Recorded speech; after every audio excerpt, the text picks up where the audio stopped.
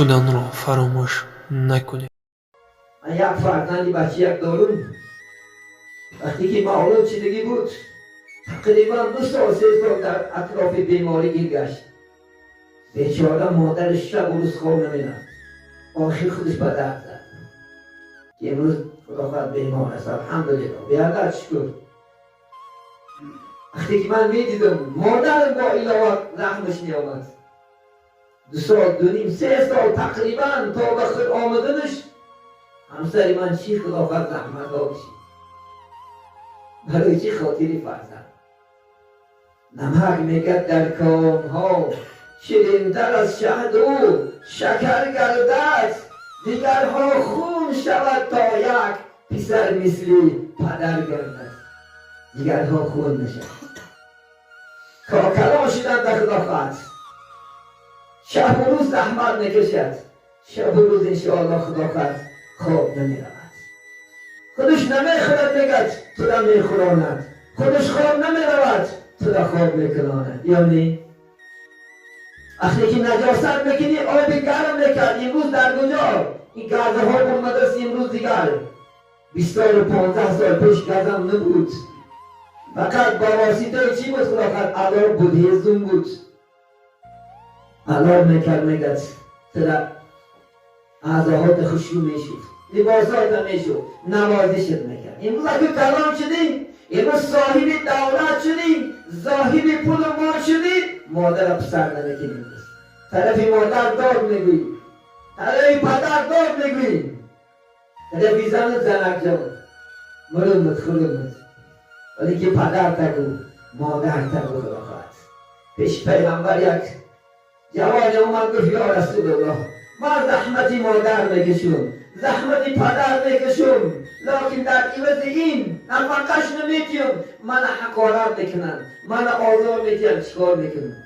گفتن یک شب رنجی که کشیدگی است و دنیا هم ادا کرده نمیدانی. تو میدانی گفت جنت زیر پای چی است؟ پدر و مادران است. اگرچه گوشت پاره پاره کنن رفت میگه پاهای که مادرش میگه بوسه کرد. گفت من پیغمبر چنان توصیه کرد چون که رسول گفتن الجنت تحت اقدام الامهات، جنت زیر پای کی است؟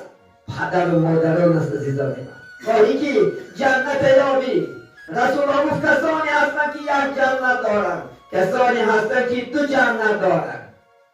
کسانی که یک جنت دارند یک پدر دارند. کسانی که هم پدر مادر دارند 2 جنت دارند انشاءالله خداوند. یا جنت شما میشود یا دوزخ شما. اگر حرمت کنین، عزت کنین، بجا بیارین، دعاش بگیرین جنت میروین. اگر الا خلاف این کنین دوزخ میروین. از یاد نکنید. چون که پیامبر اسلام شما از 3 دعا حذر کنید. یکیش دعای والدی علی ولدی، دعای پدر مادر و فرزند است. عزیزان من هر دعایی که میکنن انشاءالله الله اجابت میکنه.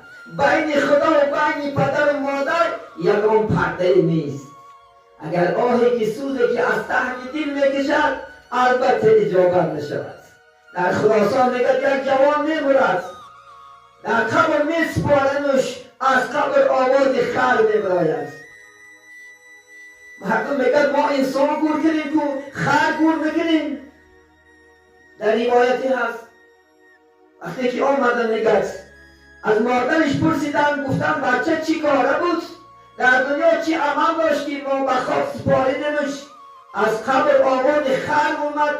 گفتن وقتی که وی زنده بود یک روز من قدی صحبت کردم من ای خر خاموش را گفت. و سر ایمان دار گفت دعاش کردم پروردگارا تو را در قبر خدا و خر مبدل کنه. این دعای چی بود؟ مادر بود که اجابت شد.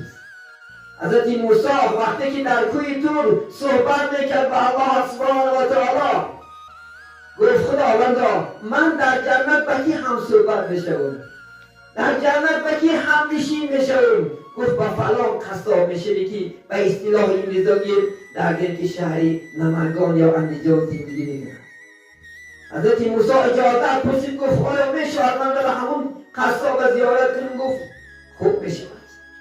حضرت موسی رفتن، وقتی که دیدن قصاب در بازار به همون کارش پیوسته است تا بگاه نظارت کردن، اسم بگاه شد بر آیستن نتیجه که یک مرد یک مسافرم علاجش باشد همیشه من یک مهمان کن. گفت خوب می شود موسی جان بیا. نمیدانست که موسی پیغمبر بودنش میشناخت. خوب میشه خانه شو رفتن نگرد. حضرت موسی در مهمان خانه گذاشتن و در این خانگی دور مدن نگرد. آیسته حضرت موسی مشاهده کرد که در کاس یک سبچه کشاد است. همون سبچه رو میگه گرفت زمین مان که یک کمپینی بجا مانده بیماری فرا گرفتگی. میگه تازه از راهاش تازه کرد، راهاش شوف افقاد خوراندش با آیسته میگه سبچه رو در کاس کشاد کرد. وقتی که اون جوان نگه از پی دیگر کارا شد، حضرت موسی آهسته میگه نزدی همون سبچه رفت. گفت السلام علیکم رحمت الله و برکاته. و علیکم السلام، شما کی هستی؟ گفت مادر. من گفت همین قصاب. گفت مادرش میشم. بیچاره چندین سال است که زحمتی منو میکشد، میشوید منو تازه میکنن، هر روز از حالم خبر میگیرد، طعام میخورند، نمیموند که من یک لحظه در آزاد باشم. گفتن شما چیکار دعا میکنید؟ گفتن من یک دعا میکنم که پروردگارا همین بچه ما روز قیامت با حضرت موسی هم صحبت کرد. حضرت موسی گفتن خوشا به حال شما مادر که دعای شما اجابت شده است، همون موسی من هستم. این عزیزان من انشاءالله دعایی که میکنند در این دنیا شما را میگیرد. بعد حضرت موسی مادر شد، الله سبحانه و تعالی گفت است یا موسی اکنون هوشیار شو که سپرت دعا بود از تو برم. هوشیار شو. بعد وفات مادر گفتادم خود از هر گونه آفت و از هر گونه بلاها نگه دار که مادر رو دعا میکرد. رهتی بچه مصطفی راستم.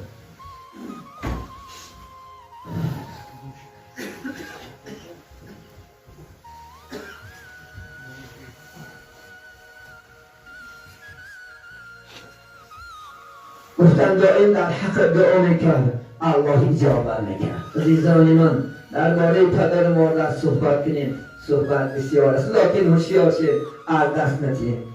اینها مهمان هستند، اینها غنیمت هستند. روزی میشود از دنیا میگذرد نمیابیش. تو تکیه به جوانیش نکو که امروز جوانه خلاقت حالی عمرش درازه و این عمر خلاقت گارانتی ندارد.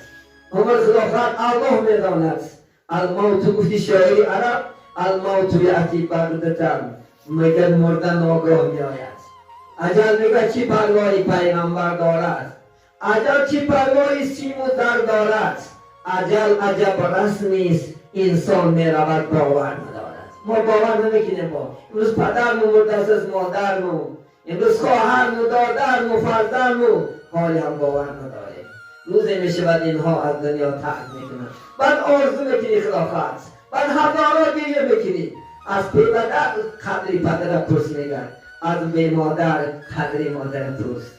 بعد میدانی خود باید دولت شماست، باید سهولت شماست. عزیزان من خانه با پدر این بهترین خانه است، خانه با مادر این بهترین چیز است. مادر یک رازگوی بهترین است، یک سیرگوی محرم دل با شماست. از لحظه که میگویی خدا خواهد میبردارد، گوش میکند، سپری میکند شما را، نوازش میکند. بینیم برمین از دست ندهیم خدا خواهد که فرصت دارد. وقتی که در حقی پدر مادر رسول الله میفتن، بعض صحابه گفتن یا رسول الله پدر ما و شما در ایام جوانی گذشته رفتن، پدر و مادرای ما باید چقدر روزی کنیم و یاره ندانیم که رضا الله فی رضای والدین میگه، غضب خدا در غضب پدر و مادر میگیم. ما ندانیم که از ما راضی دریانی. گفتن در عقیب 5 وقت نماز دعا کنیم در حق پدر و مادر و خیر کنیم، احسان کنیم. انشاءالله خدا خواهد البته از شما راضی میشود. دلگیر نباشین عزیزان من، همیشه دائم 5 وقت نماز دعا کن خدا خواهد انشاءالله. هر روز جمعه رو قبرستان و سر خاکش رو یک سوره اخلاص میدانی، که یک سوره فاتحه میدانی، بخوان در حقش دعا کن. انشاءالله خدا گفتی شیخ سعدی بیا بر سری خاکم بخوان سوره یاسین که ثواب گلان دارد. بر سری قبر مادر یا پدر یک سوره یاسین تلاوت کن، انشاءالله ثواب و اجر مکافاتی به شما دارد.